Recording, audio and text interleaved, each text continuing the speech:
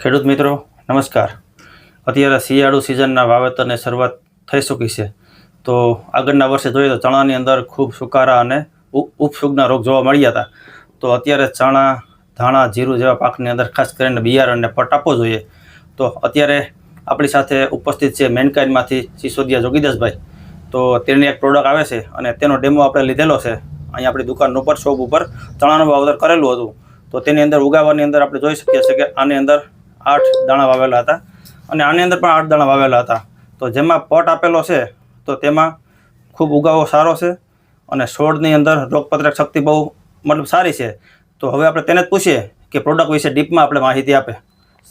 ભાઈ શ્રી નમસ્કાર ખેડૂત મિત્રો, હું જોગીદાસ સિસોદિયા મેનકાઇન્ડ એગ્રીટેક તરફથી આ બધા ખેડૂત મિત્રોનું હાર્દિક સ્વાગત કરું છું। હવે જે આપણે આ શોપ ઉપર ચણાનો ડેમો કરેલો હતો, સીડકાઇન્ડ વેક્સ કરીને અમારી મેનકાઇન્ડમાં એક પ્રોડક્ટ આવે છે। હવે આને હું તમને પહેલાં ટેકનિકલ વાત કરું તો આની અંદર કાર્બોક્સિન 17.5% છે અને થાઇરમ 17.5% છે, પણ લિક્વિડ ફોર્મની અંદર છે।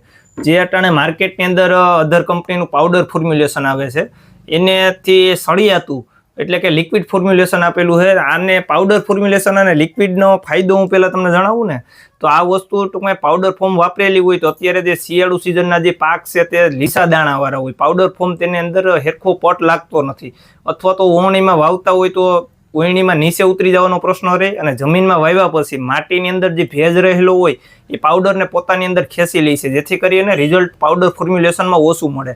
એના કરતાં જો કોઈ ખેડૂત મિત્રોએ સારું ટેકનિકલ લઈ અને જો પ્રવાહી ફોર્મમાં ટૂંકમાં ઉપયોગ કરેલો હોય તો દાણાની અંદર સ્પ્રેડ થાય, અંદર ઉતરી જાય છે આ વસ્તુ, અને જેથી કરી એને સારું અને લાંબા સમયનું રિઝલ્ટ મળે છે।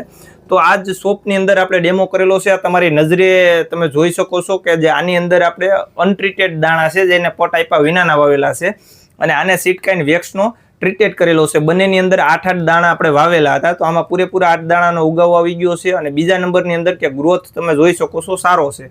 આની અંદર આપણે કોઈ પણ વસ્તુનો ટ્રીટેડ કરેલું નહોતું અને ટૂંકમાં 1 દાણાનો ઉગાવો ઓછો આવ્યો છે ને ગ્રોથ પણ ઓછો છે। તો બધા ખેડૂત મિત્રોને મારી ભલામણ છે કે ચણા, ધાણા, જીરું આવા શિયાળુ સિઝનના પાક વાવતા હોય તો તેમાં પાછળ જતા સુકારાનો પ્રશ્ન આવતો હોય તો તે સુકારાના પ્રશ્નો ન આવે અને સારું એવું રિઝલ્ટ મળે એના માટે મેનકાઇન્ડનું સીડકાઇન્ડ વેક્સ વાપરવું જોઈએ, જેથી કરી અને રિઝલ્ટ સારું મળે છે। થેન્ક યુ ખેડૂત મિત્રો। જય જવાન જય કિસાન।